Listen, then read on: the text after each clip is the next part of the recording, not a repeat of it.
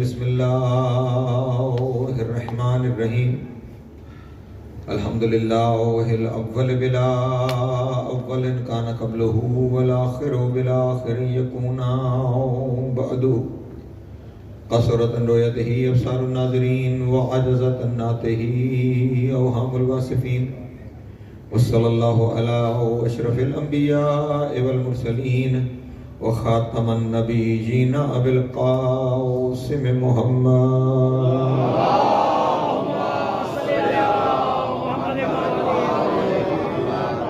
وآله الطيبين الطاهرين المعصومين الشرفاء الذين أذهب الله عنهم الرجس وطهرهم تطهيرا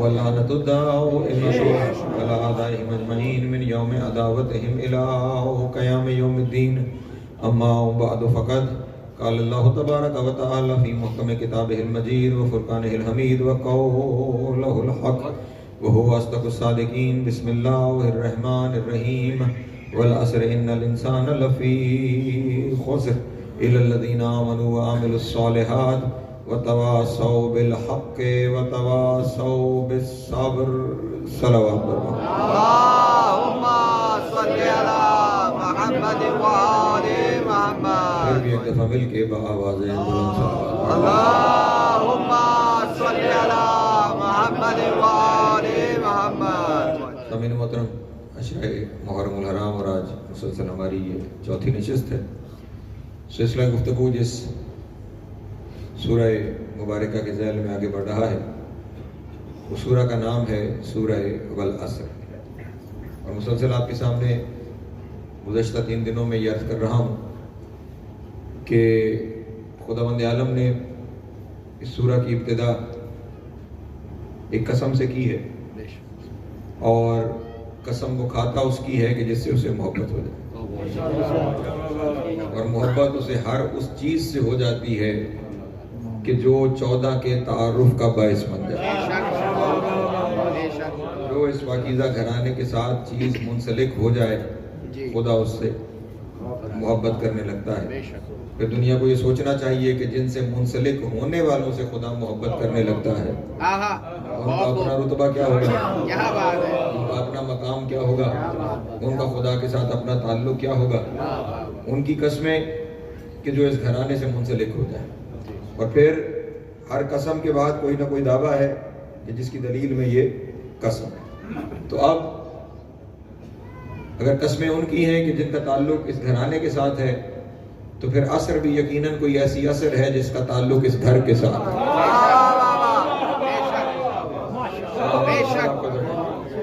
وہ عصر وقت عصر ہے یا اس عصر سے مراد زمانہ ہے؟ وہ عصر ہے تو بھی اس کا تعلق اس گھرانے کے ساتھ ہے، اور وہ کوئی زمانہ ہے تو پھر ہر زمانہ نہیں، وہ زمانہ کہ جس کا تعلق اس گھرانے کے ساتھ ہے۔ خدا اس عصر کی قسم کھا رہا ہے جو عصر، اور پھر لطف یہ ہے کہ اس عصر سے پہلے الف لام ہے اور یہ الف لام تخصیص کا الف لام ہے، یہ چیزوں کو اسپیسیفک کرتا ہے، یہ اسپیسیفائی کرتا ہے، ہر عصر کی قسم نہیں، کسی خاص عصر کی قسم نہیں۔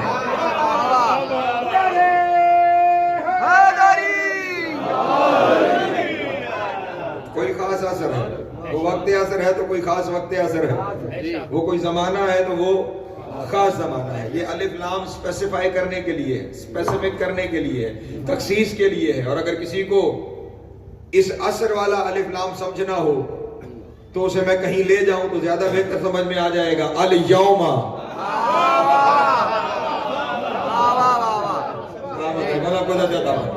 الیوم اکملت لکم دینکم، وَأَتْمَمْتُ عَلَيْكُمْ نِعْمَتِي وَرَضِيتُ لَكُمُ الْإِسْلَامَ دِينًا. اب یہاں پہ کیا ہے؟ یوم سے پہلے بھی کیا ہے؟ الف لام آیا ہوا ہے. یہ الف لام کیا ہے؟ یہ الف لام یوم کو مخصوص کر رہا ہے، ہر دن نہیں، کوئی دن ہے. انگریزی میں ترجمہ ہوگا on this specific day. اس خاص دن پہ خدا اپنی نعمتیں بھی تمام کر رہا ہے، خدا اپنا دین بھی کامل کر رہا ہے، اور اس دن خدا اسلام سے بطور دین راضی بھی ہو رہا ہے. سلامت ہے. میں جملہ کہہ دوں یہاں پہ، اس دن خدا دین سے راضی ہو رہا ہے بطور دین. اس کا مطلب یہ ہوا اس دن کے ماننے بغیر خدا دین سے راضی نہیں ہوتا، تو اس دن کے ماننے والے نہ ہو اور وہ رضی اللہ ہو جائے.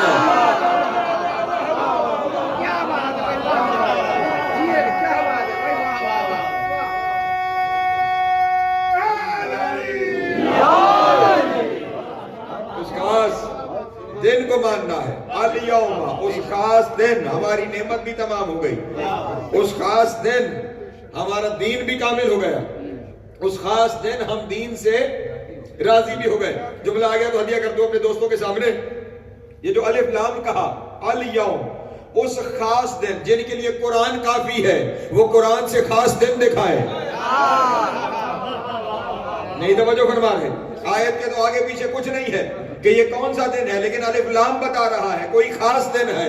اس کا مطلب یہ ہوا پھر اکیلا قرآن کافی نہیں ہے، پھر قرآن کے ساتھ وہ ہاتھ دیکھنا پڑے گا جو دن دکھا رہا ہے.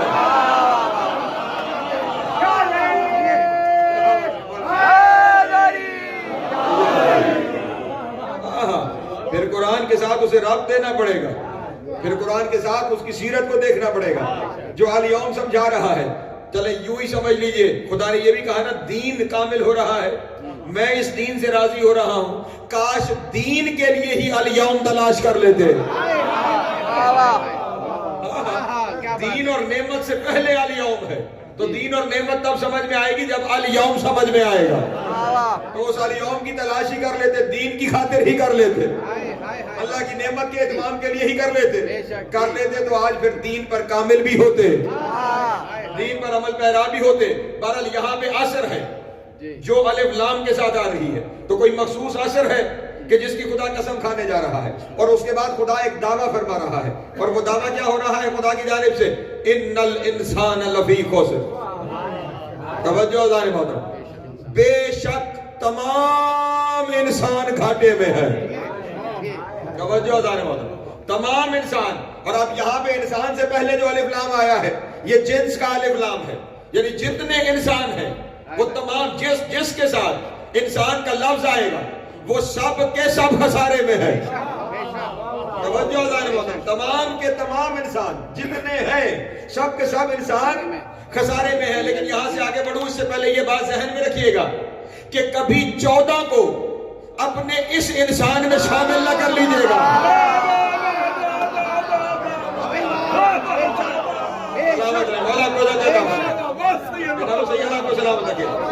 ہاں اس لفظ انسان کی وجہ سے انہیں یہاں پہ اپنے ساتھ شامل.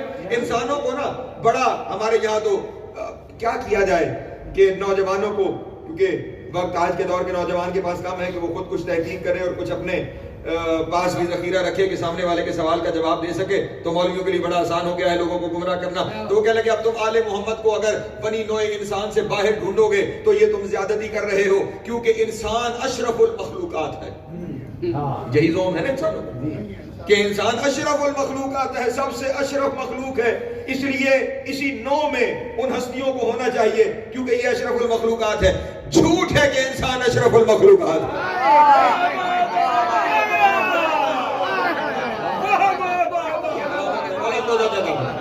اور یہ باقر نقوی کا دعویٰ نہیں، میں کوئی چہروں پہ پریشانیاں دیکھ رہا ہوں. جھوٹ ہے کہ انسان اشرف المخلوقات ہے، میرا دعویٰ نہیں، قرآن کی آیت سے ثابت کرتا ہوں. سورہ اسراء ہے، ارشاد رب العزت ہو رہا ہے لقد کرمنا بنی آدم وحملناهم فی البر والبحر ورزقناهم من الطیبات وَفَضَّلْنَهُمْ عَلَىٰ أَكْثَرَ مِمَّا خَلَقْنَا تَفْضِيلًا. ہم نے بنی آدم کو عزت دی ہے، ہم نے انہیں خشکی اور تری کے اوپر حکومت دی ہے، ہم نے انہیں طیب رزق بھی دیا ہے، اور ہم نے انہیں افضل بنایا ہے اپنی مخلوقات میں سے اکثر پر، سب پر نہیں.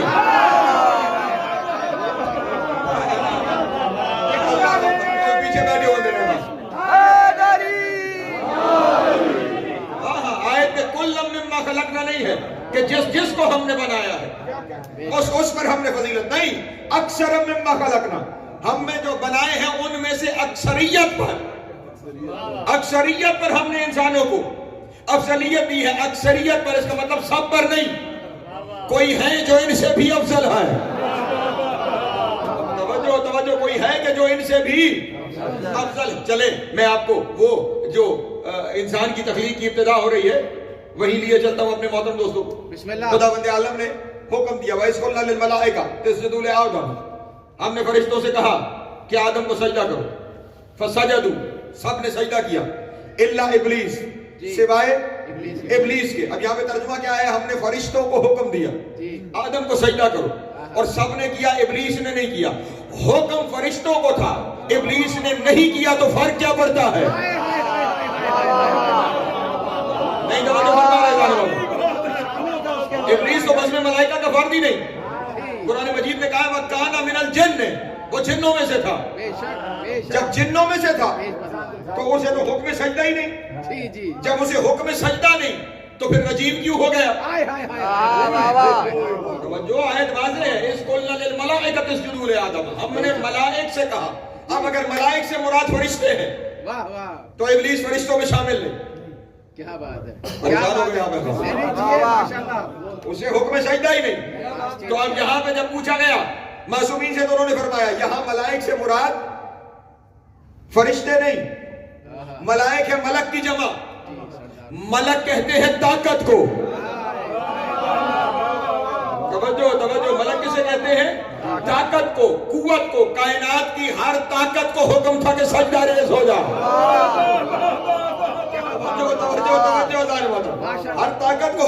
فرشتے کو ملک کہتے بھی اسی لیے ہیں کہ ان ہر فرشتوں میں سے کسی نہ کسی کے پاس کوئی نہ کوئی طاقت ہے.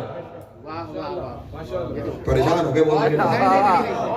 کسی کے پاس بارش برسانے کی طاقت ہے، کسی کے پاس ہوائیں چلانے کی طاقت ہے، کسی کے پاس زمین سے رزق اگانے کی طاقت ہے، کسی کے پاس سورج کے طلوع و غروب کی طاقت ہے، کسی کے پاس چاند کی حرکت کی طاقت ہے، کسی کے پاس زمین کو حرکت دینے کی طاقت ہے. ہر ایک کے پاس کوئی نہ کوئی طاقت ہے جس کی وجہ سے انہیں ملک کہتے ہیں. اچھا کیسی پیاری بات ہے، آپ میں سے کوئی پریشان نہیں ہوا. میں نے کہا ایک فرشتے کے پاس ہوا چلانے کی طاقت، ایک کے پاس بارش برسانے کی طاقت، ایک کے پاس اناج اگانے کی طاقت، ایک کے پاس سورج کے طلوع و غروب کی طاقت، ایک کے پاس ماؤں کے شکموں میں بچوں کی شکلیں بنانے کی طاقت. کوئی پریشان نہیں ہوا. ہاں ہر فرشتے کے پاس طاقت ہے. عجب ہے نوکروں کی طاقتیں بتاؤ تو سبحان اللہ. سردار یہ کام کرے.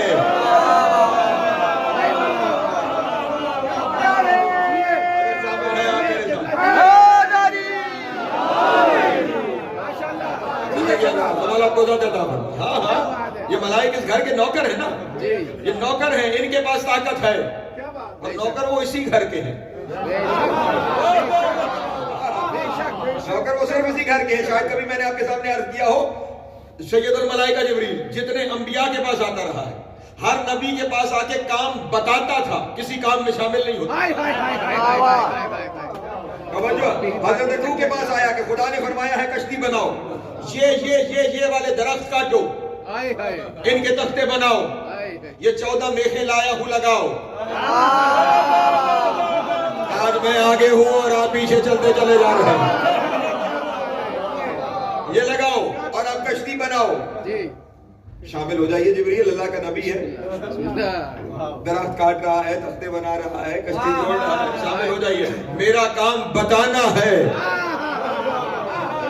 بنوانا نہیں. امین وحی ہوں، صرف بتاؤں گا، بنائیں گے خود. توجہ ہے. چلے حضرت ابراہیم علیہ السلام، انہوں نے تو امت کے لیے نوح نے کشتی بنائی تھی نا. ابراہیم نے تو خدا کا گھر بنایا.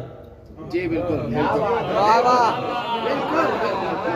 ابراہیم نے خدا کا گھر بنایا. اور کوئی یہ مکے سے سارے پتھر اٹھا کے گھر نہیں بنا لیا.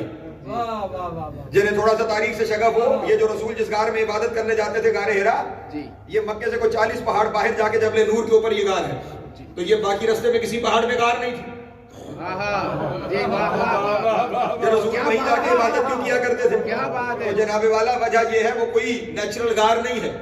خدا بند عالم نے حضرت ابراہیم اور اسماعیل کو حکم دیا تھا پتھر یہاں سے نکالو. جو ہے اذان محترم, یہاں سے پتھر لا کے میرا گھر بناؤ. وہاں سے وہ پتھر نکالتے رہے, غار بن گئے.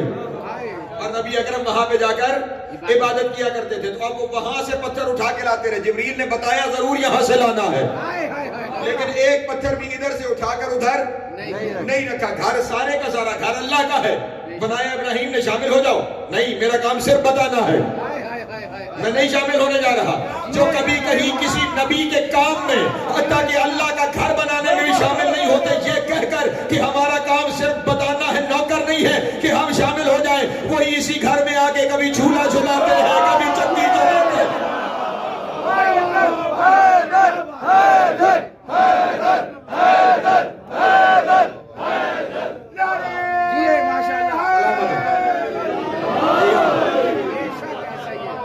نوکری ایسا اسی گھر کی کرتے ہیں, اور جو ہے میرے محترم دوستوں, تو وہاں پہ ہر ایک طاقت کو, جس کے پاس جو طاقت ہے, اسے حکم تھا کہ آدم کے سامنے جھک جا. اسی لیے ابلیس بھی شامل حکم تھا, لیکن کچھ ایسے تھے جو اس حکم میں شامل نہیں تھے. جب نہیں اس نے سجدہ کیا تو خدا نے کیا سوال کیا؟ ام کنت من العالین, تم ان میں سے ہو گیا جنہیں میں نے علی بنایا ہے. سلامت ہے, آج رہی ہے بات ہے. ہاں یہ عالین علی کی جمع ہے.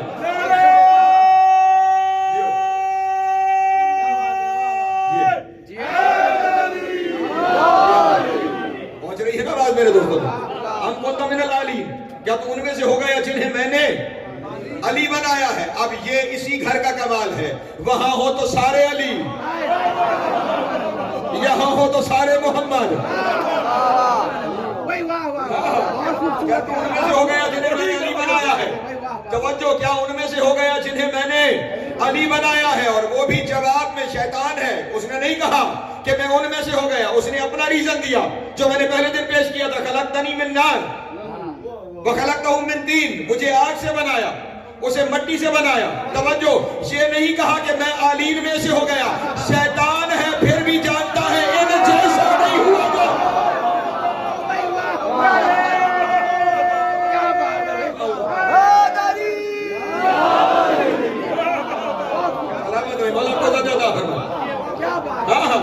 سجاد بھائی, قیاس اس نے کیا, لیکن ان کے معاملے میں اس نے بھی قیاس نہیں کیا ہے.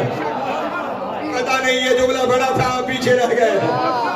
قیاس کیا ہے, لیکن ان کے معاملے میں شیطان ہو کر بھی اس نے قیاس نہیں کیا کہ میں ان میں سے ہو گیا. تو اس کا مطلب یہ ہوا کوئی گروہ تھا, تم انہیں کچھ مانو. جو ہے کوئی گروہ تھا کہ جو اس وقت بالا تر تھا. تو انسان ہے جسے سجدہ ہو رہا ہے, ملک ہیں جو سجدہ کر رہے ہیں. جو ہے تو اب کوئی ہے نا کہ جو ان دونوں سے بالا جا رہا ہے. جو ہے نا میرے محترم دوستوں, وہ عالین میں سے ہیں. تو اب اس لیے انہیں شامل نہ کر لیا کرو. یہ انسانیت کو جو شرف ہے نا, یہ شرف اس لیے ہے کہ انہوں نے اس لبادے کو پسند فرمایا ہے.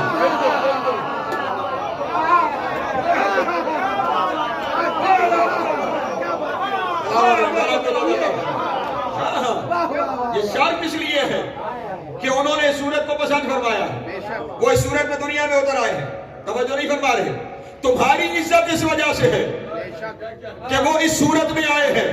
جن کی وجہ سے عزت ہو ان کے ساتھ مقابلہ نہیں کیا جاتا. نہیں فرمائی آپ نے. نہیں چلے میں ذرا یہ جو انسان ہے نا اسے اس کی حیثیت بتا دوں, اگر آپ ناراض نہ ہو. اور پھر میں چند پڑھتا ہوں. بسم اللہ. اچھا, اپنی بات کروں, آپ میں سے کوئی ناراض نہ ہو.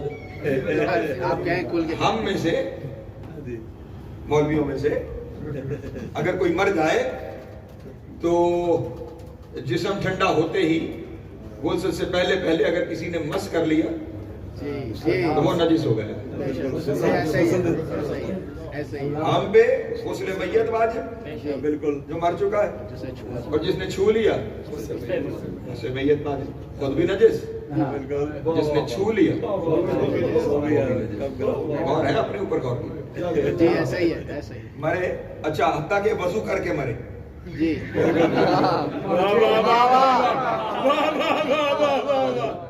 क्या बात है वजू जी, करके मरे तो भी तब भी है। नजिस है। जी खत्म। जिसने मस कर लिया वो नमाज नहीं पढ़ सकता जब तक के जो है इतने नजिस हो गए कि नजासत फैलाने लगे। हाय हाय हाय हाय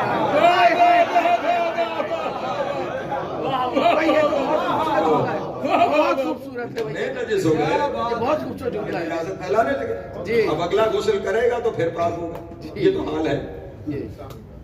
बहुत हमारा। मर गए, नजिस हो गए, जिसने हाथ लगाया वो भी नजिस हो गया। कुछ ऐसे जिंदा भी अच्छा, था। अब यहाँ से निकले तो बाहर किसी जगह पे कुत्ता मरा पड़ा था। वो किसी साहब ने उस कुत्ते को उठाया और जहाँ डंप करना था वो डंप करके आ गए।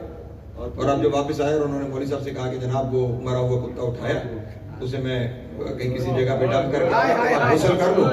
हाय हाय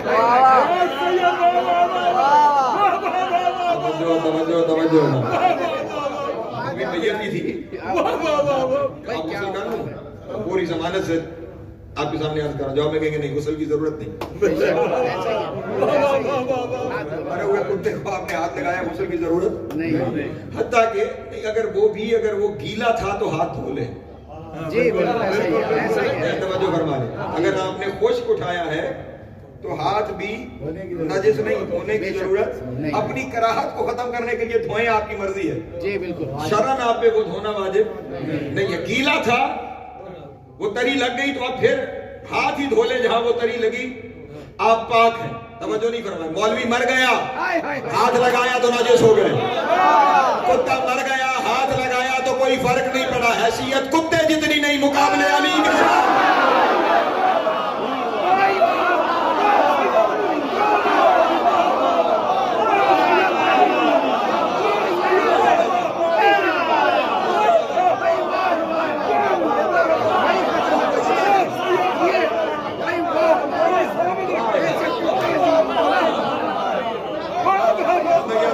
आपको सलाम।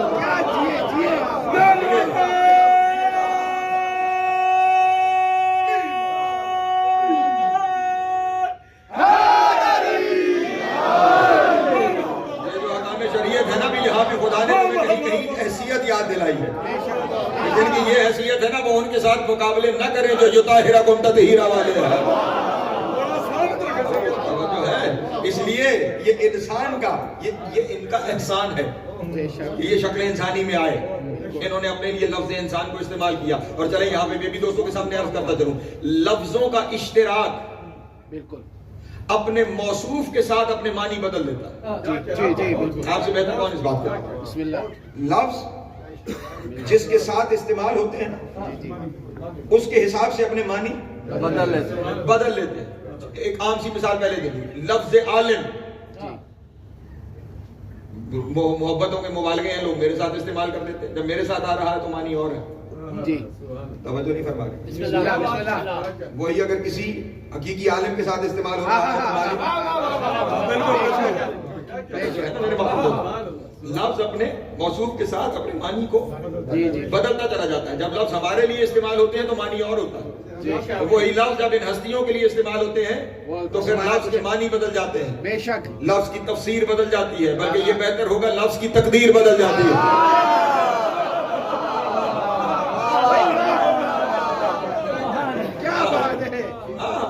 इसलिए लफ्जों के इस्तेमाल पर कभी भी हकीकत को मुंतबिक न किया करें। हकीकत भी एक हो जाएगी। मसलन अब सिर्फ लफ्ज ही नहीं, शक्ल सूरत भी अगर एक जैसी हो तो भी हकीकत एक जैसी नहीं। मैं यहाँ पे आपके सामने दो ईंटें ला के रखूं जिनका लेंथ, ब्रेथ, हाइट, वॉल्यूम सब एक जैसा हो, और दोनों मैं कह रहा हूं ये ईंटें हैं, और आप में से किसी को कहूं कि इनमें से एक मुंतखब कर लो, और आपने पहले आकर दोनों ईंटों को गौर से देखा और आपको नजर आया कि एक मट्टी की थी, एक सोने की। नहीं तवज्जो फरमाइए। कौन सी उठाइएगा? सोने वाली उठाइएगा। क्यों? है तो ईंट, दूसरी उठा ले। توجہ نہیں فرما رہے؟ ہے تو اینٹ ہی ہے، تو دوسری اٹھا لیجیے. آپ کہیں گے نہیں نہیں ہے اینٹ، خمیر جدا ہے، حقیقت الگ ہے. بے شک اس لیے وہ لے کے جاؤ، سب کچھ ایک جیسا ہے بالکل لیکن صرف حقیقت جدا ہونے کی وجہ سے اس کی قیمت جدا ہے اور آپ نے اسے چن لیا. اسی طرح شکل و صورت و لفظ ایک ہونے کی وجہ سے جی کبھی بھی ایک جیسا نہ سمجھیے گا. چلے میں واضح کر دیتا ہوں، لفظ انسان ان کے لیے بھی آیا ہے اور لفظ انسان ہمارے لیے بھی قرآن میں آیا بے ہے. شک لیکن جب ہمارے لیے آیا ہے تو کیا فرمایا؟ اخرجکم من بطون امہاتکم لا تعلمون شیئا. ہم نے جب تمہیں تمہارے ماؤں کے شکموں سے نکالا ہے تم کچھ نہیں جانتے تھے. بے شک ایسے ہی ہے. جب تم آئے ہو کچھ نہیں، لا تعلمون شیئا، تم کچھ بھی. اور جو پہلی آیتیں ہیں وہ بھی تو یہی ہے، اقرأ باسم ربک الذی خلق، خلق الانسان من علق، علم الانسان ما لم یعلم. ہم نے تم آئے تھے کچھ نہیں جانتے تھے، پھر ہم نے تمہیں وہ سکھایا جو نہیں جانتے تھے. جو ہے میرے محترم دوستوں، یہ ایک انسان ہے جو آیا تو جاہل مطلق، بے شک کچھ نہیں جانتا، بے شک بالکل کچھ نہیں جانتا. خدا فرما رہا لا تعلمون شیئا، تمہیں کسی چیز کی خبر نہیں تھی. یہ بھی انسان ہے جو آیا ہے جسے کسی چیز کی خبر نہیں ہے. اور ایک انسان وہ ہے کہ جس کے بارے میں سورہ رحمان میں ارشاد فرمایا الرحمن علم القرآن خلق الانسان. اللہ اکبر. اللہ اگر پیچھے بھی بات سمجھ میں آ رہی ہو، وہ رحمان ہے جس نے پہلے علم دیا ہے.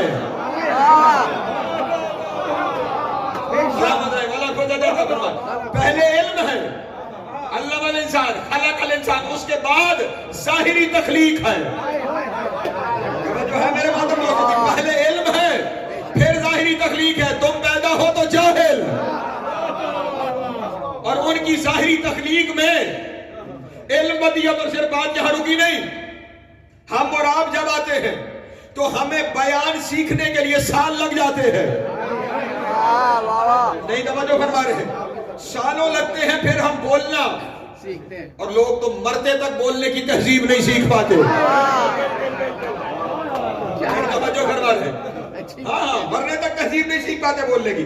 تو ہمیں بولنا سیکھنے کے لیے زندگی چاہیے، پھر ہم بولنا سیکھتے ہیں. اور یہاں جن کا تذکرہ ہے الرحمن علم القرآن خلق الانسان علمہ البیان. اللہ اکبر. اس کی تخلیق سے پہلے علم ہے اور ظاہری تخلیق کے ساتھ ہی بیان ہے.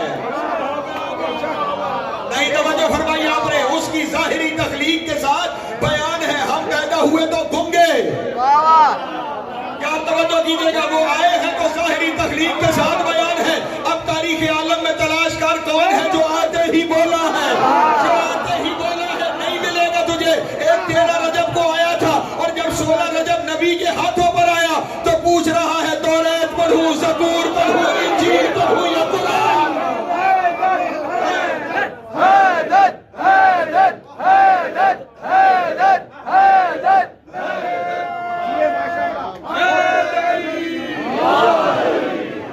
سلامت رہے، مولا کو زیادہ فرما. پہنچ رہی ہے بات میرے محترم دوستوں تک. بیان ہے، آتے ہی بیان. اس کا مطلب یہ جو جاہل اور گنگا آیا ہے یہ اور ہے، اور وہ جو عالم کل آئے ہیں، وہ جو موجز بیان آئے ہیں وہ اور ہیں. بلکہ چلیں اور آگے بڑھتا ہوں. آپ کی تخلیق کو خداوند عالم نے بیان کرتے ہوئے ارشاد فرمایا من ماء مہین. توجہ نہیں فرما رہے؟ چلیں دوسری جگہ ارشاد فرمایا ان خلقنا الانسان من نطفۃ امشاج. ہم نے اسے ایک نطفے سے پیدا کیا ہے، ایک نجس پانی سے پیدا کیا ہے. یہ اس انسان کی بات ہے. اور ہر شب جمعہ خود زیارت میں نہیں پڑھتے کنت نور فی الاسلام شامخۃ. نہیں توجہ فرما رہے؟ ہاں یا تو زیارت بارشہ کو ختم کر ڈالو، اسے پڑھنا چھوڑ دو، اس کا انکار کر دو. اور اگر پڑھ رہے ہو کہ ان پر سلام، کون کنت نورن فی الاسلام شامخۃ والارحام المطہرۃ، آپ نور تھے. توجہ ہے میرے محترم دوستوں کی؟ تو جب مان رہے ہو کہ نور تھے تو پھر کیوں کہہ رہے ہو وہ ہم جیسے؟ اچھا جیسے مرتے ہوئے تم نجس تھے نا، تم آتے ہوئے بھی نجس تھے. تم بھی نجس تھے، ماں بھی نجس تھی، جہاں آئے ہو وہ بھی نجس ہے. اور یہ کیا ہے کنت نورا فی الاسلام شامخۃ والارحام المطہرۃ لم تنجس الجاہلیۃ بانجاسها. تم وہ ہو کہ جن کے قریب نجاست آ ہی نہیں سکتی ہے.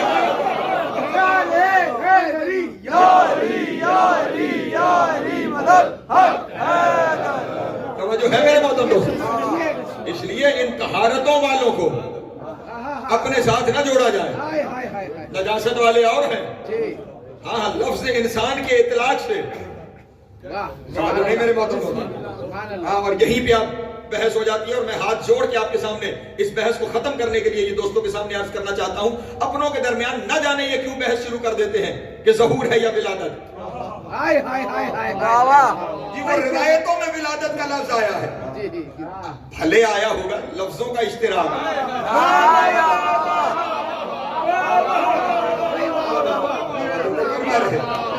لفظوں کا اشتراک معنی کا اشتراک نہیں ہوتا. جی جی اور لفظوں کا اشتراک, بلکہ یہ ظہور کا لفظ بھی, یہ بھی. چلے روایت پڑھ دیتا ہوں آپ کے سامنے. ابھی جس واقعے کا تذکرہ کیا نا, بسم اللہ 13 رجب اور 16 رجب, جی میں ایک ایک لفظ کا ضامن ہوں, ایک ایک لفظ ایک ایک حرف کا ضامن ہوں. 13 رجب کی سحر کے وقت مکے کی سرزمین پہ زلزلہ آیا, بت منہ کے بل زمین پہ گرنے لگے. سبحان اہل اللہ. مکہ نے دیکھا ستارے ٹوٹ رہے, جی نور کی ہماریاں زمین کی طرف اتر رہی, ہائے ہائے شہر لرزہ برندام ہے, بتوں کو اٹھا کے پہاڑوں کی چوٹیوں پہ رکھتے ہیں, وہ پھر گر جاتے ہیں. ہائے ہائے بتوں اور پہاڑوں کا بڑا تعلق ہے. ہائے ہائے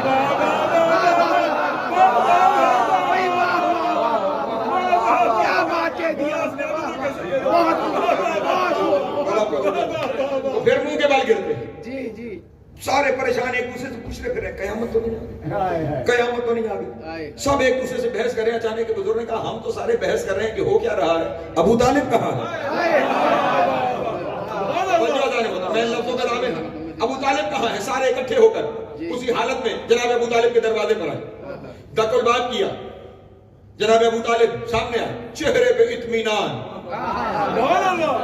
کامل اطمینان. کہا حضور آپ کو نہیں پتا باہر کیا ہوا ہے؟ جناب ابو طالب نے کہا تمہارے ساتھ ہوا ہوگا.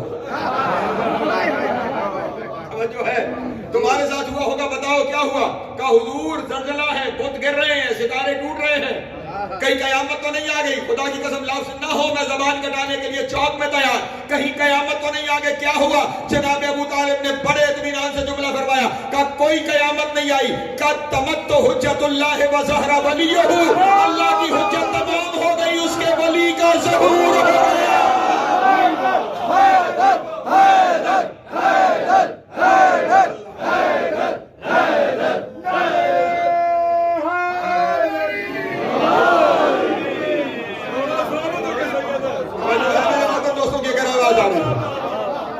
بلکہ چلے ایک لفظ رہا یہاں عرض کیے دیتا ہوں سیاد بھائی دعا کے لیے. صرف یہ نہیں فرمایا, ایک اور شخص کے پاس, وہ پورا واقعہ پڑھو تو پوری مجلس ہو جائے گی مبشر بھائی, اس کے پاس مشرم بھی کہا گیا, مشرم بھی کہا گیا, ٹھیک جو نام لکھا گیا.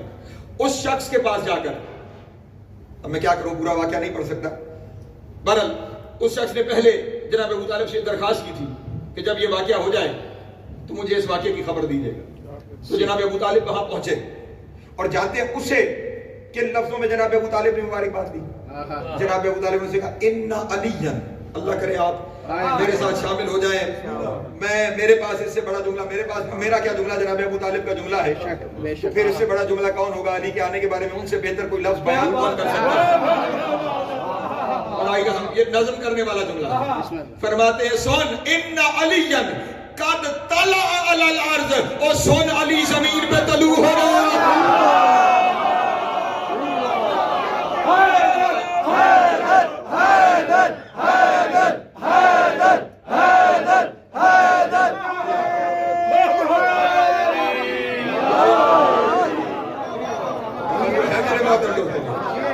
جناب ابو طالب کے جملے ہیں, دنیا والے خود مجھے بتا.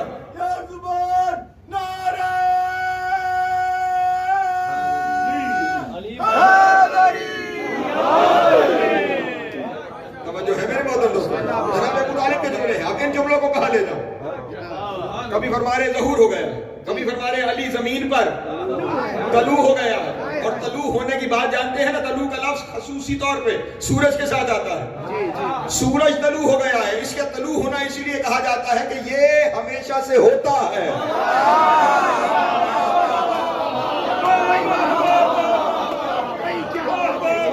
میرے محترم دوستوں کی, یہ ہماری زمین کی حرکت ہے کہ جسے ہم طلوع و غروب کہتے ہیں, ورنہ وہ قائم ہے.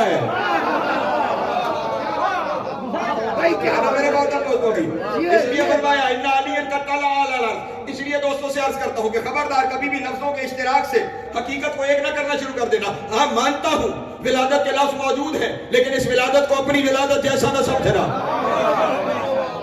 تمہاری ولادت اور ہے، ان کی ولادت اور ہے. بلکہ میں ناراض ہوتا ہے میری بلا سے، بھلے کوئی ناراض ہو جائے. جملہ کہنے جا رہا ہوں، ان کی ولادت اگر لفظ ولادت ہے تو ان کی ولادت کو اپنے جیسی کہہ کے اپنی ولادت کو مشکوک نہ بنایا کرو.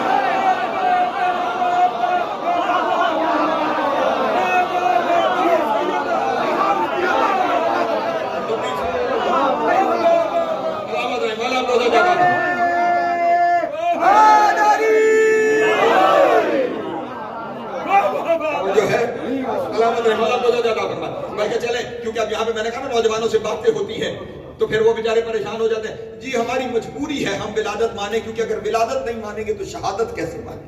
اچھا یہ بھی سوال آیا. اگر ولادت نہیں تو پھر ہم یہ کیا تعلق ولادت اور شہادت کا آپس میں؟ کہ شہید ہونے کے لیے پیدا ہونا ضروری ہے. کس نے کہا؟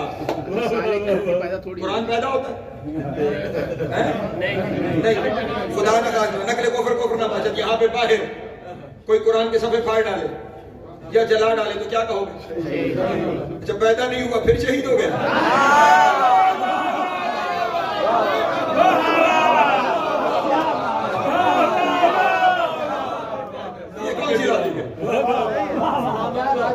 شہادت ماننے کے لیے ولادت ماننا ضروری ہے. یہ تو ہماری یہاں کے لفظ قرآن مجید میں جناب صالح کی اونٹنی کا تذکرہ ہے. وہ پیدا ہوئی تھی،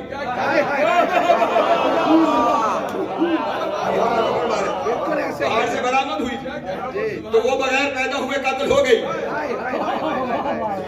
توجہ نہیں فرما رہے میرے مادر. تو اس لیے شہادت کو اس والی ولادت کے ساتھ جوڑنے کی کوئی حکم نہیں بنتی. پھر کبھی کہتے ہیں اچھا اگر ہمارے جیسی ولادت نہیں تو پھر سید ذریت رسول سے کیسے، سید اولاد ائمہ سے کیسے؟ بھئی اس میں کون سی پریشانی والی بات ہے؟ عیسیٰ ذریت ابراہیم ہے یا نہیں؟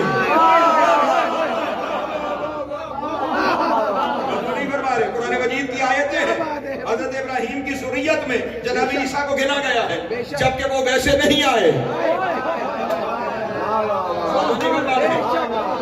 یہ خدا کا اپنا نظام ہے کہ وہ بغیر نطفے کے عیسیٰ کو ذریت ابراہیم میں شامل کر لے اور چاہے تو نوح کے بیٹے کو ذریت سے نکال دے. میرے باتوں دوستوں تک اس لیے یہ مت اس پہ آپ کا اور میری یہ بحث ہی نہیں. جی بالکل کہ ان کے آنے کا طریقہ کیا ہے. قبر کے سوالوں میں کہیں سوال ہے؟ یہ کیسے آئے تھے، کیا نہیں. اللہ نے محترم میرا اور آپ کا یہ سوال ہی نہیں ہے. ہمارا کام ہے ماننا، ہمارا کام ہے اطاعت کرنا. ہاں ان کے بارے میں تحقیقیں اس طرح کی نہیں ہوتی. اور ویسے بھی میں اپنے دوستوں کے سامنے جملہ ہدیہ کر دوں، جس گھر کی تعظیم کی جاتی ہے نا اس گھر کے اندر جھانکا نہیں جاتا.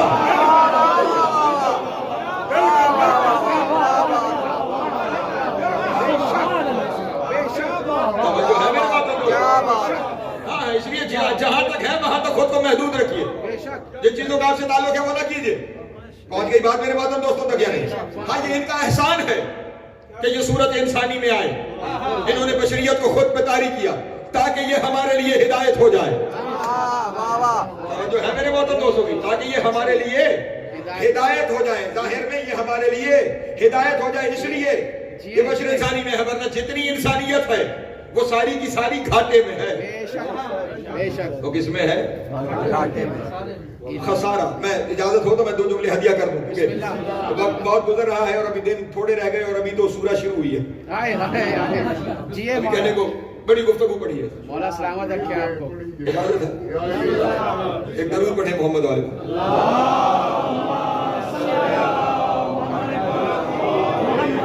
تھوڑی سی مشکل بات ہے اگر سمجھ لیجئے گا تو آئندہ کی تقریریں آسان ہیں. ساری انسانیت خسارے میں ہے. اس خسارے کا لوگ ترجمہ کر دیتے ہیں نقصان میں ہے، لاس میں ہے. نہیں، خسارے کا مطلب نقصان نہیں. توجہ ہے؟ خسارے کا مطلب لاس بھی نہیں. خسارے کا مطلب اگر یہاں کی زبان میں سمجھاؤں ڈیمیج. خسارے کا کیا معنی ہے؟ یہ خسارہ پیورلی ٹریڈنگ ٹرم ہے.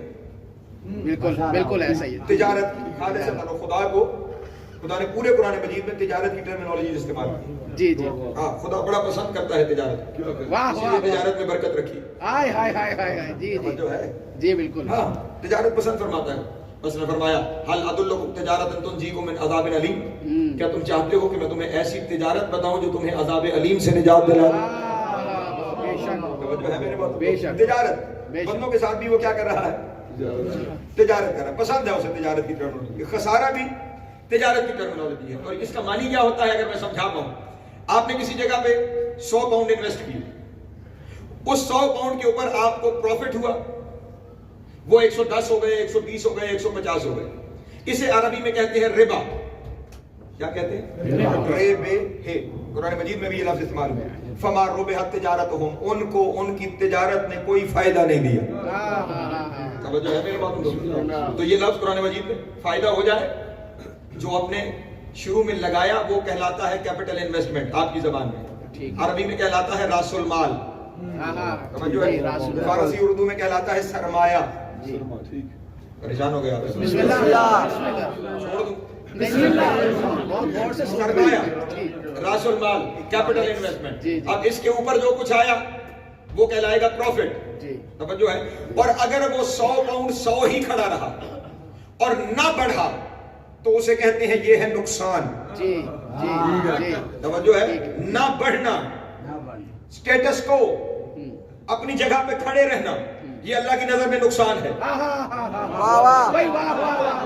توجہ, سکون, سٹیٹس کو, اپنی جگہ پہ کھڑے رہنا اللہ کی نظر میں نقصان ہے. اس کا یہاں فائدہ یہ ہے کہ اس کے اوپر اضافہ ہوتا رہے. اگر سٹیٹس کو پر ہو تو نقصان میں ہو. اسی لیے علی کی معرفت کے معاملے میں سٹیٹس کو نہیں چاہیے.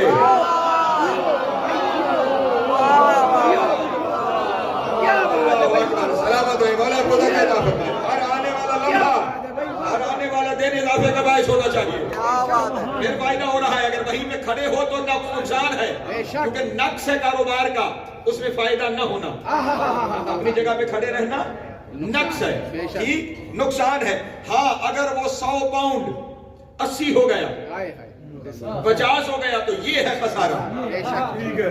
توجہ ہے میرے محترم دوستو. یعنی اصل زر کا, کیپٹل انویسٹمنٹ کا, راس المال کا, سرمایہ کا کم ہو جانا, یہ کیا کہلاتا ہے؟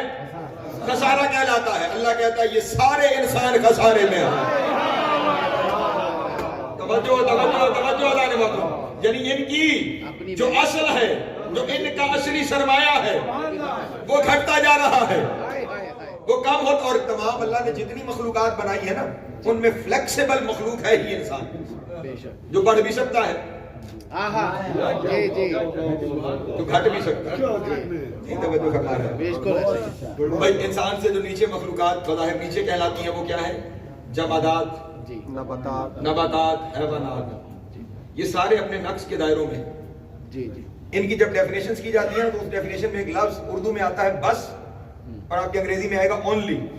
مثلا جو صرف جسم رکھتا ہے وہ جمادات. جسم تو ہم بھی رکھتے ہیں, تو ہم جمادات ہیں نہیں.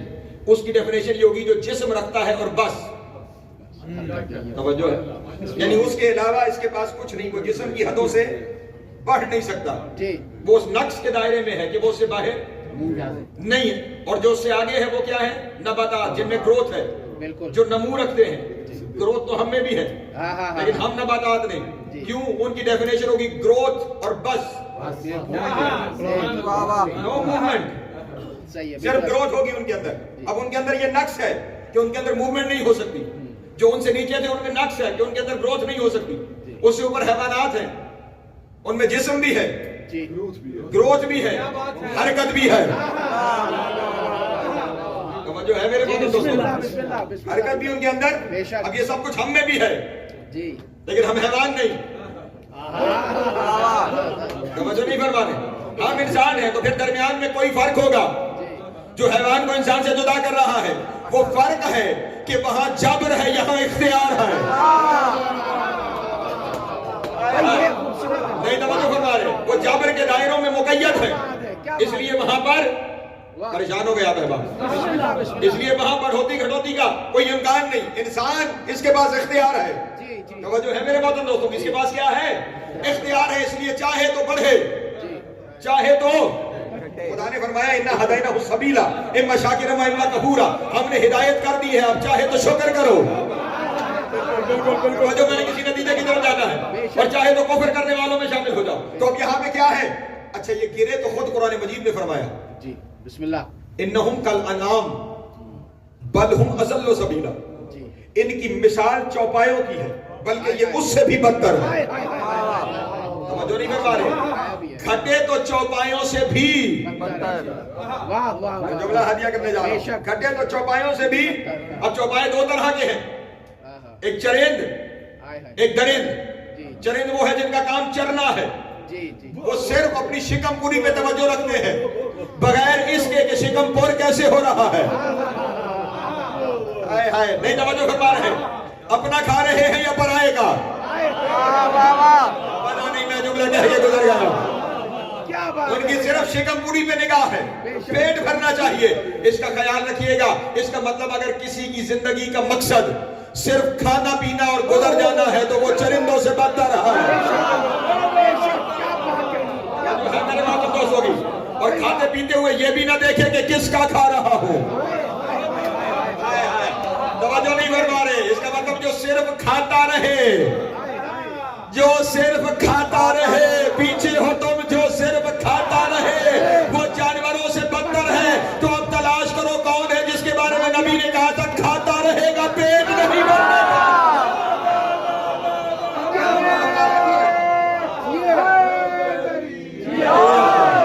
سلامت رہے، مولا مجھے عطا فرمائے۔ اب دوسری جانب درند ہے، درندوں کو جب بھوک لگتی ہے اور کوئی نہ ملے تو اپنوں کو پھاڑ کھاتے ہیں، توجہ نہیں فرما رہے۔ اس کا مطلب یہ ہوا کہ جو کچھ نہ ملنے پر کسی کا حق کھا جائے، توجہ ہے میرے محترم دوستوں کی، وہ بل ہم اضل سبیلا، وہ جانوروں سے بھی بدتر ہو گیا ہے، جانوروں سے بھی بدتر ہو گیا ہے، وہ جانوروں سے بھی بدتر ہو گیا ہے۔ اور اب کاروبار کا حساب کہ ربا ہے یا خسارہ ہے۔ میں جملہ ہدیہ کرنے جا رہا ہوں، تقریر آج کی حد تک تمام کر رہا ہوں، کل آگے بڑھوں گا۔ پروفٹ ہے یا ڈیمیج ہے، اس کا فیصلہ تب ہوتا ہے جب حساب کیا جائے۔ جب کاروبار کا حساب ہوتا ہے تب فیصلہ ہوتا ہے، حضور دعا کیجیے گا۔ پروفٹ ہے جو لاس، حساب پہ فیصلہ ہوتا ہے۔ انسان کی زندگی کا حساب خدا اس کے سامنے پیش کرتا ہے جب وہ مرنے لگتا ہے۔ پوری کی پوری زندگی انسان کی نگاہوں سے گزاری جاتی ہے، توجہ ہے، ساری زندگی بس ایک لمحے کے لیے شامل ہو جائے تو دعا فرمائیں گے۔ ساری زندگی نگاہوں کے سامنے گزرتی ہے، جب ساری زندگی نگاہوں کے سامنے گزرتی ہے تو اس وقت اس کا جملہ فیصلہ کرتا ہے۔ ساری زندگی کو دیکھ کر اس کا جملہ فیصلہ کرتا ہے خسارے والوں میں ہے یا کامیاب ہونے والوں میں ہے۔ اب میں تمہیں اجازت دیتا ہوں، جا کے تاریخ کے اوراق کو پلٹ کر دیکھو کہ وہ کون تھا جو مرتے ہوئے کہہ رہا تھا کاش میں زمین پہ اگی ہوئی گھاس ہوتا۔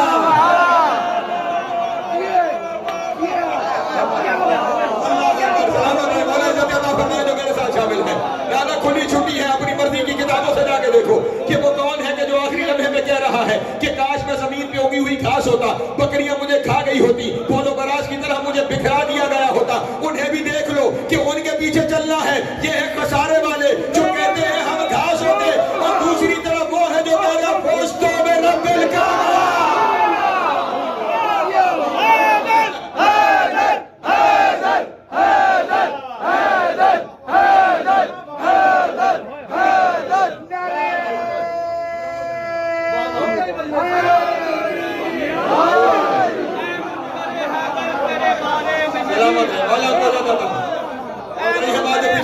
میرے تمام دوست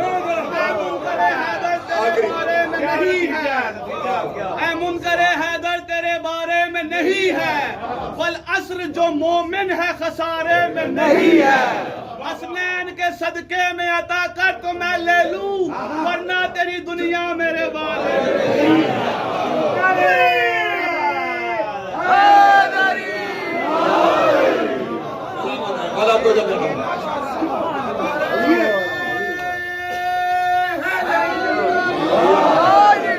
فیصلہ دنیا کر لے، ہم نے خسارے والوں کے پیچھے جانا ہے۔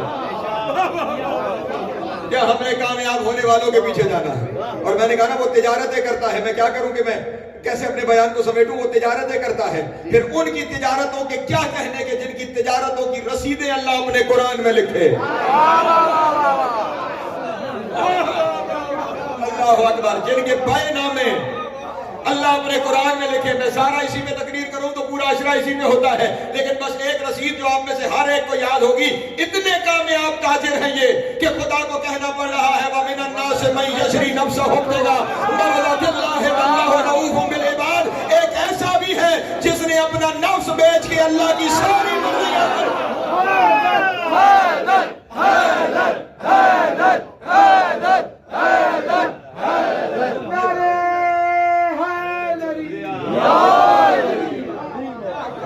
پہنچ گئی بات میرے محترم دوستو۔ تو اس لیے اگر کامیابیاں چاہتے اس ان الانسان لفی خسر والوں میں نہیں آنا چاہتے تو پھر ان کے پیچھے چلو کہ جن کی کامیابی کی رسیدیں اللہ نے قرآن میں رکھی، جن کی تجارت کی رسیدیں اللہ نے قرآن میں رکھی۔ لیکن عجب یہ ہوا کہ جن کے سامنے سر جھکانا تھا انہوں نے انہی کے سر کاٹے۔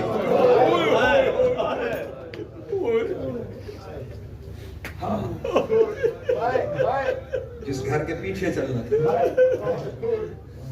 پیچھے چلے، پیچھے چلے، بلکہ یوں کہوں جن کے دروازے پہ آ کے سلام کر، دروازوں پر آئے لیکن کبھی آگ لے کر آئے، کبھی تیر و تلوار و تبر لے کر آئے۔ جانے کیا دشمنی اس گھر کے ساتھ کہ جوان تو جوان اس گھر کے بچوں کو بھی نہ چھوڑا۔ تذکرہ کیا تھا آپ کے سامنے سفیر حسین کا۔ عید کے دن بچے پردیس میں یتیم ہو، عید کے دن بچے، بیٹے بھی یتیم ہو گئے، بیٹیاں بھی یتیم ہو گئے، لیکن بیٹیوں کا معاملہ یہ تھا کہ عید کے دن امام حسین نے جناب مسلم کی دونوں بیٹیوں کو اپنے پاس بلایا، اپنی گود میں بٹھا کے دونوں بچیوں کو کڑا پایا اور جناب زینب سے کہا کہ بہن زینب جاؤ نا وہ یمنی در لے کر آؤ۔ شہزادی وہ یمنی در لے کر آئی، امام نے دونوں شہزادیوں کے ہاتھ اہل بیت کے گھر کی بچیاں تھیں، امام کی طرف دیکھ کے کہنے لگی مولا خیر تو ہے، ہمارے بابا کو خیر تو ہے، آج آپ ایسے پیار کر رہے ہیں جیسے یتیموں کو پیار کیا۔ اور امام نے روتے ہوئے دونوں کے سر پہ ہاتھ رکھ کے کہا میری بیٹیوں آج کے بعد تمہارا امو بھی میں ہوں، تمہارا بابا بھی میں ہوں۔ میں کہوں گا مسلم کی بیٹیوں یتیمی بڑا دکھ ہے، لیکن آپ کا بابا چلا گیا، آپ کے سر پہ ہاتھ آئے، آپ کو دور پہنائے گئے، ایک بچی کربلا میں یتیم ہونے جا رہی ہے۔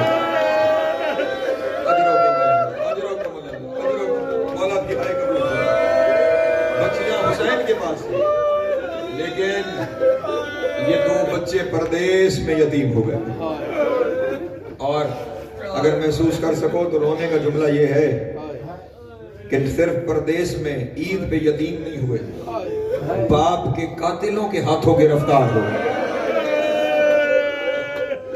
وہاں کے جہاں کوئی اپنا نہیں ہے اس دیش میں گرفتار ہو گئے ہیں باپ کے قاتلوں کے ہاتھوں، اور پورا ایک سال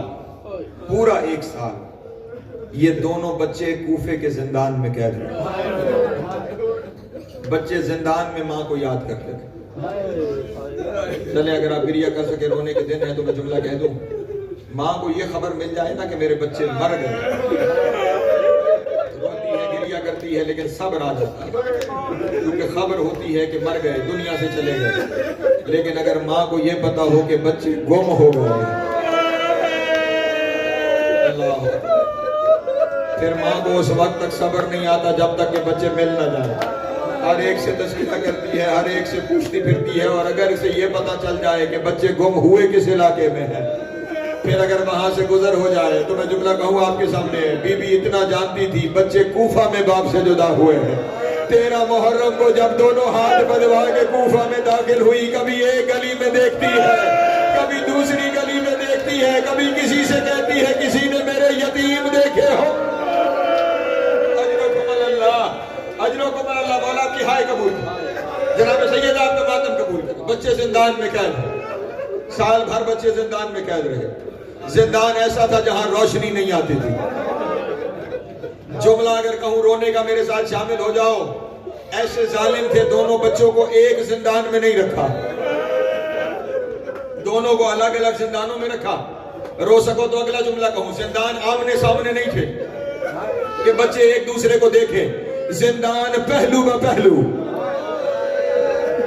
سائیڈ بائی سائیڈ زندان تھے، ادھر والا ادھر کو نہیں دیکھ سکتا تھا، محمد ابراہیم کو نہیں دیکھ سکتا، ابراہیم محمد کو نہیں دیکھ سکتا۔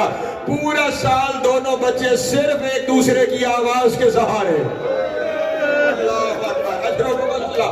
ہاں کبھی محمد ابراہیم کو بلاتے ہیں بھیا ابراہیم، وہ وہاں سے کہتے ہیں جی بھائی محمد۔ کبھی یہ بلاتے ہیں بھیا محمد، وہ کہتے ہیں جی بھائی ابراہیم۔ پورا سال ایک دوسرے کی آواز کے سہارے زندہ رہے۔ سال گزرنے کے بعد جب اگلے سال کی 11 ذی الحجہ آئی، محمد نے ابراہیم کو بلایا، جواب نہیں آیا، پھر بلایا جواب نہیں آیا، پھر بلایا جواب نہیں آیا۔ شہزادے نے تڑپ کے رونا شروع کیا۔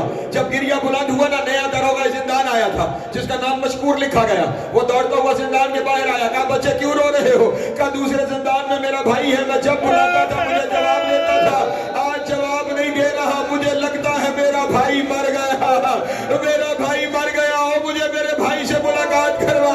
اجرکم اللہ، اجرکم اللہ۔ دروغہ کو رحم آیا، اس نے دروازہ کھولا، اس نے کہا بچے ملواتا ہوں، لیکن ایک دفعہ بتا تو صحیح تو ہے کون؟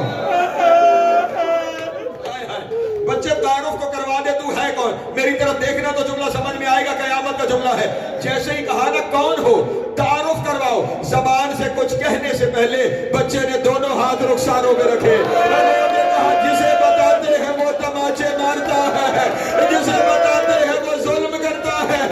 مذکور نے کہا میں ظلم نہیں کروں گا، میں علی کے چاہنے والا۔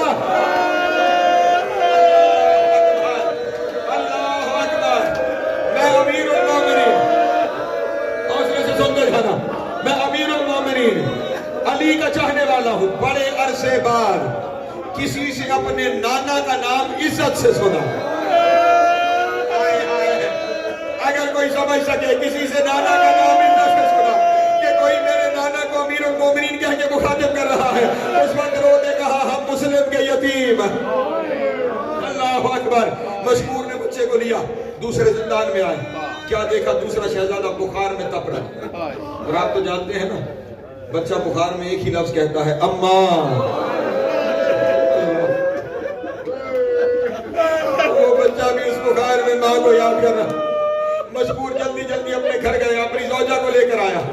مشکور کی زوجہ نے اٹھا کر شہزادے کا سر گود میں رکھا، سر کو سہلانا شروع کیا، محسوسات کی جگہ ہے، سر کو سہلانا شروع کیا۔ مشکور کا ہاتھ محسوس کر کے بچے کو لگا ماں آ گئی ہے۔ ماں کا احساس ہوا، رونے کا اماں کہاں چلی گئی تھی؟ اماں 3 دن میں ایک دفعہ پانی ملتا ہے، اماں 3 دن میں ایک دفعہ کھانا ملتا ہے، اماں جسے موقع ملتا ہے تماچے مارتا ہے، اماں پتھروں کے تکیے۔ اجرکم اللہ، اجرکم اللہ، مولا اپنی ہائے قبول کرے۔ پتھروں کے تکیے، لیکن جب بچے نے آنکھ کھول کے دیکھا ماں نہیں ہے، ہائے ہائے، پھر آنکھیں بند ہے اور ایک ہی لفظ زبان میں اماں۔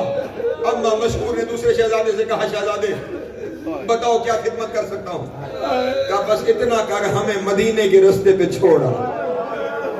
مختصر کیا بیان، ہمیں مدینے کے رستے پہ چھوڑا۔ مشکور نے دونوں شہزادوں کو لیا، خیال رہے اب یہ وعدہ کی رات۔ شہر کے باہر ایک پانی کے گھاٹ پر دونوں بچوں کو بٹھا کے کہا یہاں سے صبح قافلے مدینے جاتے ہیں، کسی قافلے کے ساتھ چلے جانا۔ میں کہوں گا بچوں مدینے جا کے کیا کرو؟ مدینے تمہارا کون رہ گیا؟ بچے اسی گھاٹ کے کنارے ایک درخت کی ٹہنی پہ سہم کے بیٹھ گئے۔ آدھی رات کے وقت ایک مستور آئی اس گھاٹ سے پانی بھرنے کے لیے۔ اس نے دیکھا کہ اس چاند کی روشنی میں پانی میں 2 چھل ملاتے ہوئے چاند نظر آ رہے۔ دیکھا 2 شہزادے، کون ہو؟ بچوں نے پھر وہی طرز عمل، دونوں ہاتھ رخسار پہ۔ اب اس نے کہا میں سیدۃ النساء کی کنیز ہوں۔ اللہ اکبر۔ بچوں نے کہا ہم اسی گھرانے کے فرد، ہم مسلم کے یتیم ہیں، کہا میرے گھر میں آ جاؤ۔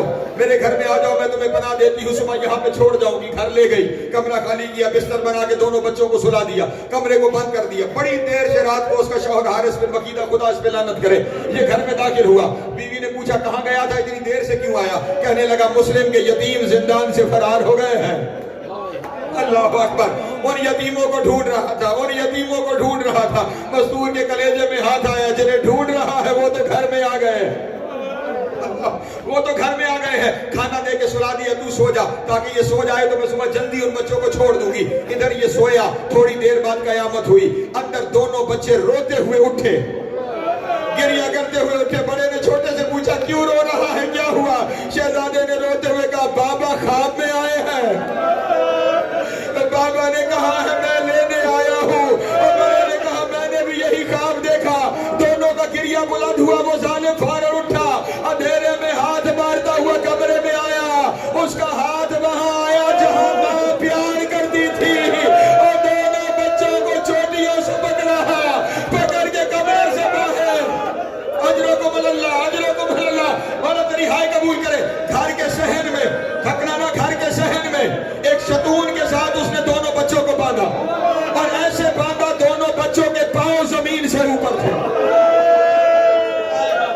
ماتم کر لینا دونوں بچوں کے پاؤں، ہاں ہاں یہی تو ماتم کے دن ہے۔ دونوں بچوں کے پاؤں زمین سے اوپر، رات بھر بچے ویسے ہی بندے رہے ستون کے ساتھ۔ صبح جو ہوئی دونوں بچوں کو کھولا، پھر وہیں سے پکڑا، ہاتھ دونوں بچوں کے یہاں باندھے اور لے کے چلا دجلہ کی جانب۔ زوجہ نے روکنے کی کوشش کی، اسے قتل کیا، غلام کو قتل کیا، بیٹے کو قتل کیا۔ اور اب جب دونوں بچے پہنچے نا دجلہ کے کنارے، تلوار لے کے جب بڑے کی طرف جاتا ہے چھوٹا سامنے آ جاتا ہے۔ میرے بھائی کو نہ مار، چھوٹے کی طرف بڑھتا ہے، بڑا سامنے آ جاتا ہے۔ میرے بھائی کو نہ مار، میرا تصور کہتا ہے دونوں بچوں نے ضرور پکارا ہوگا مامو ابا، مامو دیکھو تمہارے بھتیجو۔ اجرکم اللہ، اجرکم اللہ، مولا اپنی ہائے قبول کرے۔ آخر اس نے چھوٹے شہزادے کو دھکا دے کر ایک طرف پھینکا اور تلوار نکال کے بڑے کی گردن میں چلائی۔ تلوار کا چلنا تھا، سر جدا ہو گیا، تن جدا ہو گیا۔ اس نے سر اپنے پاس رکھا، شہزادے کا دھڑ پانی میں پھینکا۔ اجرکم اللہ، اجرکم اللہ، قیامت کے جملے ہیں اس سے آگے، قیامت کے جملے ہیں۔ پھر اس نے چھوٹے شہزادے کا سر قلم کیا، سر اپنے پاس رکھا، دھڑ پانی میں پھینکا۔ دونوں دھڑوں نے ایک دوسرے کے گلے میں باہیں ڈال دی، دریا کی الٹی سمت انہوں نے تیرنا شروع کیا۔ جب ظالم نے یہ دیکھا، اس نے تیر کمان اٹھایا، اس نے بچوں کے لاشوں پہ تیر مارنا شروع کیا۔ کسی بیوی کی آواز آئی، اور ابھی مجھے حسن کے جنازے کے تیر۔ اجرکم اللہ، اجرکم اللہ، حق یہ بنتا تھا۔ ایک لمحے کے لیے حوصلہ کر دو تو جملہ کہو، حوصلہ کر دو تو جملہ کہو، بڑا گریہ کرنا ہے تم نے۔ حق یہ بنتا تھا مسائل یہاں پہ چھوڑ دوں، لیکن محرم ہے نا، اگلے سال جو ہوگا وہ روئے گا، جو ہوگا وہ پڑھے گا۔ جملہ کہوں، اس نے دونوں شہزادوں کے سر اٹھائے، اب مجھے معاف کر دینا قیامت ہے۔ دونوں شہزادوں کے سر لیتے ابن زیاد کے دربار میں آیا، اور اس نے سارے ابن زیاد کی طرف ایسے